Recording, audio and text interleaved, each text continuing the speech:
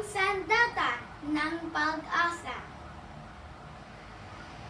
Isang umaga, nang ako'y magising, nagulat ang lahat nang ika'y dumating. Ano ba ito? At mga tao ay dumadaing. Sa sakit mong dulot, kami ay napapahiling. Kay bilis kumalat sa bawat tahanan, hanggang nakaapekto sa aking inang bayan. Hindi naging madali nang ika'y suliin.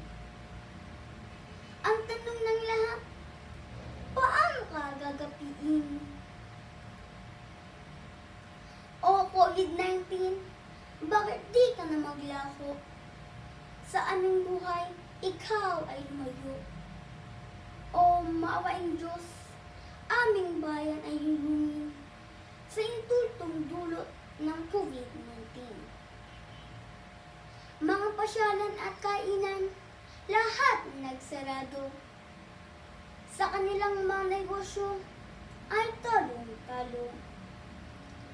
Mga paggamutan ngayon ay punong-puno ng mga kababayan kong nagkasakit ng todo-todo. Mga doktor at nurse ay talagang pagod na.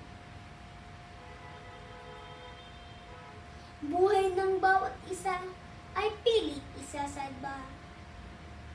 Kahit ang kapalit ay mismong buhay nila. Kaya't kahit saan dako, sila ay bayaning dakila. Saludo po ako sa buong tapang nila. Mag-alaga ng tao na may pag-aalala. Kahit wala pang bakuna, sinusuong nila ang kalabang di nakikita na ngayon kay dami na. Hindi maaring magsama-sama ang bawat pamilya, mga bata't matatanda, tila walang laya.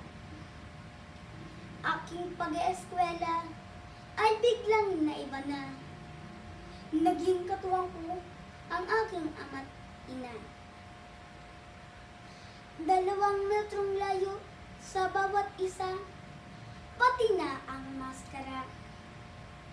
Paghuhugas ng kamay, ngayon ay sandata. Palakasin ang resistensya upang di makapanghawa. Para sa epektibong proteksyon, tayo'y magpabakuna. Hindi magagapi ng kahit anong karamdaman. Aming pananampalataya ang tanging panlaban. Kami nagsusumamo at nagpapakumbaba. Iyong mga anak dito sa ibabaw ng lupa. Pasasalamat pa din sa iyo, Panginoon. Damang-dama namin ang iyong yakap mula pa noon. Di pinababayaan sa mga pagsubok at hamon. Pagmamahal at biyaya mo'y pag-asa sa aming pagbangon. Maraming salamat po.